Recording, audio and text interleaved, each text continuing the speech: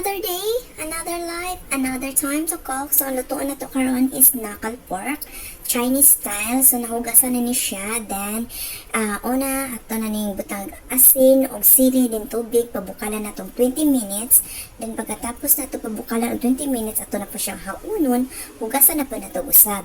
Then, ready na na to ato mga kailangan. So, datay loya, ahos, sili, sibuyas, star anise. Then, mayroon din tayong bay leaves and stick cinnamon.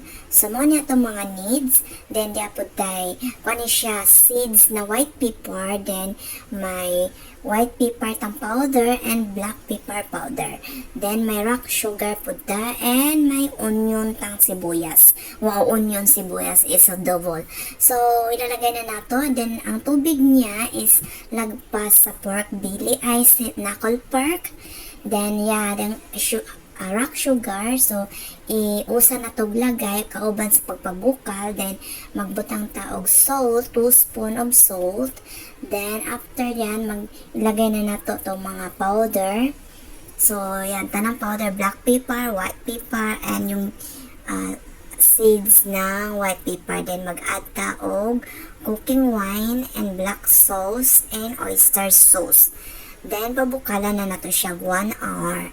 Then, after na itong papabukal ng 1 hour, rest, then lagay na to sa, i-bake na to ng 30 to 20 minutes and ready to serve.